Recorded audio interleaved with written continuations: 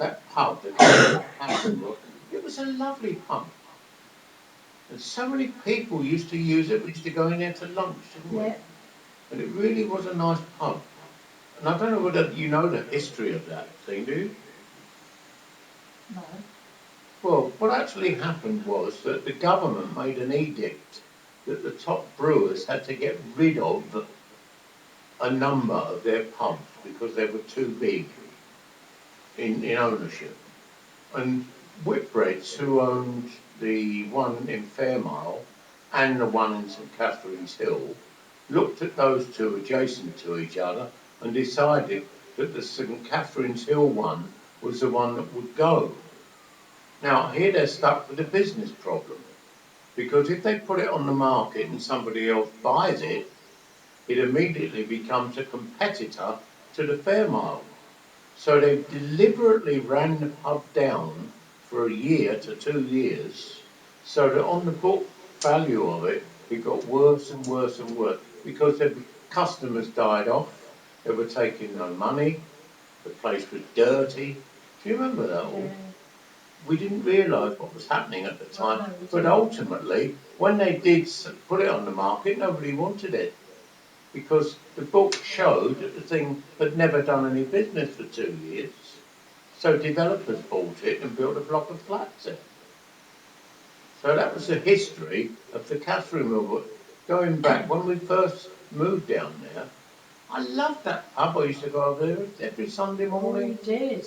And it was gorgeous. About an hour, an hour Talking and to a all your half, then come back cronies. from my lunch. You really enjoyed it. But you can't remember the Now names of the blokes. Ken Wilcox. Yeah, Ken Wilcox. But, you go out now into pubs, and the nearest one we've got with that sort of atmosphere is the one near you, at Nunton, the Radstock or Radnor. Or the yew tree. Because it's a small village, and that's the only community centre they've got.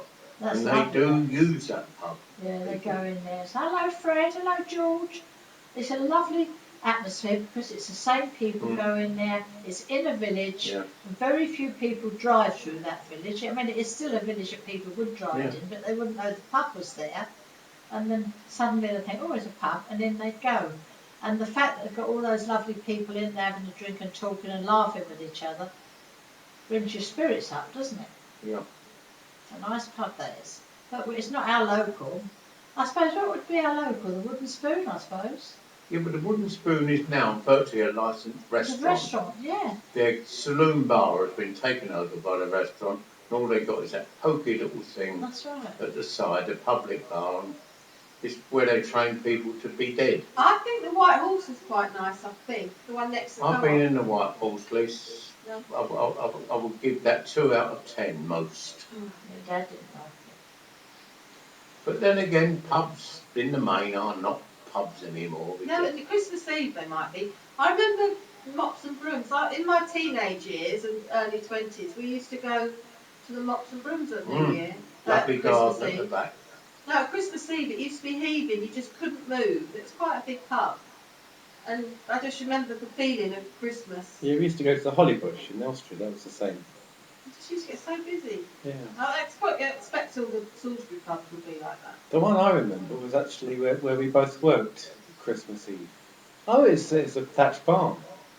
That bar used to get mobbed. Do you remember going in there when you were at Marconi? No. And we go there at sort of some Friday lunchtimes, including Christmas. And it was I think I did used so to drink busy. in the thatch barn, but I can't remember what it looked like. It looked like any other pub really. It's quite big, the bar on the left-hand side, but it did get packed. I remember the layout of a lot of pubs in Bournemouth, but I don't remember I remember what the King's Arms was like. I remember what the Mops was like. And you went, not the Woodcock, because you never got in, because nor did I. No, it was Stony Pub. Yeah. Got knocked down in the end, didn't it? It was drug Joe dealers. Davis is local, isn't it?